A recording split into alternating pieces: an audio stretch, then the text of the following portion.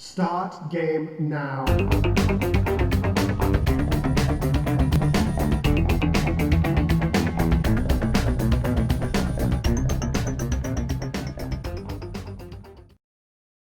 The weird and strange half of a packaged gumball is here because we're looking at a weird and strange game today that is off the wall for your Atari 2600, featuring some absolutely crazy box art that features a yellow lotto ball attacking Samurai Jack's brother from the long lost black and white television dimension, while takeout food lettering is falling from the sky and a dragon is eating a rainbow. Wait a minute, this isn't box art, it's a Skittles commercial. Let's go ahead and take this Skittles commercial, pop it into our Atari 2600 and find out how it holds up today. Let's go to the game.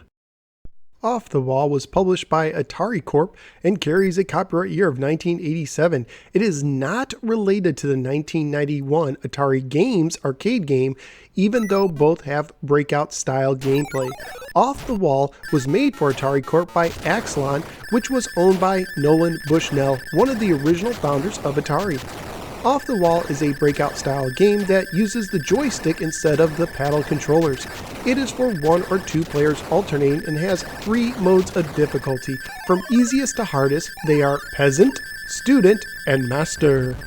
According to the manual, you are Kung Fu Lu, and you want to destroy an evil wall that is plaguing his neighbors. I tell you, evil walls are the worst. When he approaches the wall, a dragon throws a ball at him, which Kung Fu Lu can deflect back with his staff to attack the wall and the dragon himself. You use the joystick to move Lu left or right. He automatically deflects the ball when he makes contact with it. The button is only used to begin the game. If you put the difficulty switch in the A position, Lu will move faster, but I found him a little harder to control when he was faster.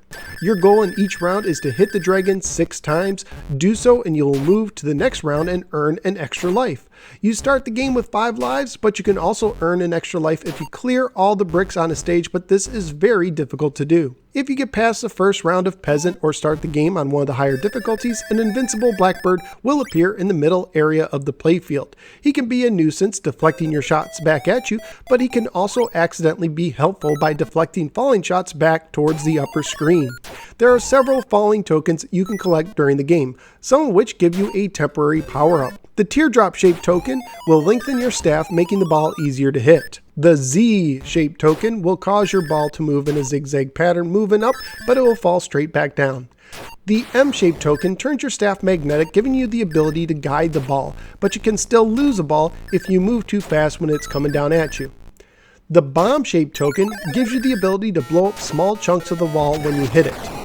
The question mark is a mystery token that will give you up to 100 bonus points, or an extra life, or stop the blackbird, or it may speed up the ball, making it much harder to hit.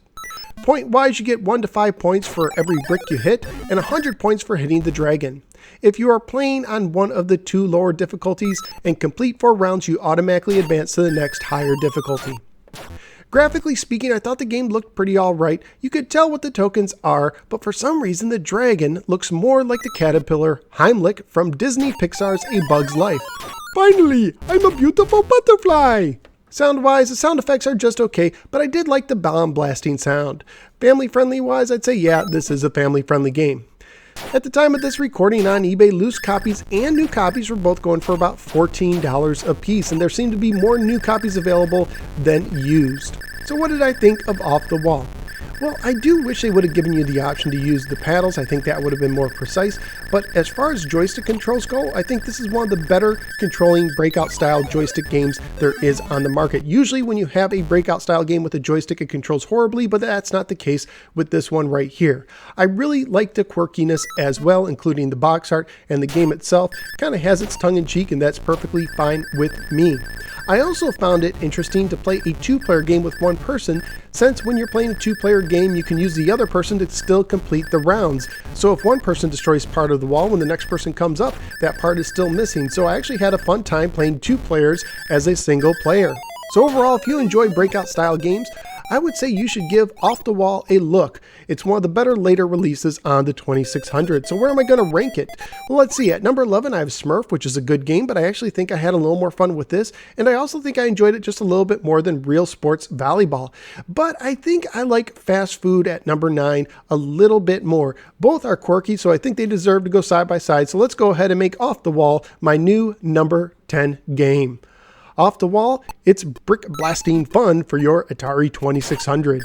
At this time, I'd like to give a shout out to Willie from Arcade USA right here on YouTube and Aaron from the Retro Obscura podcast who teamed up together to send me this copy of Off the Wall. Thank you guys. I totally appreciate it. If you enjoyed this video, would you please click the like and subscribe buttons? I would really appreciate that. You can also check out my other videos with over 150 covering Atari, Sega, Nintendo, and more. There's sure to be something for just about any retro fan. Thank you guys for giving me a little part of your day, and I look forward to seeing you next time on the next episode of the No Swear Gamer. Take care and watch out for caterpillars that are really dragons. They're nasty.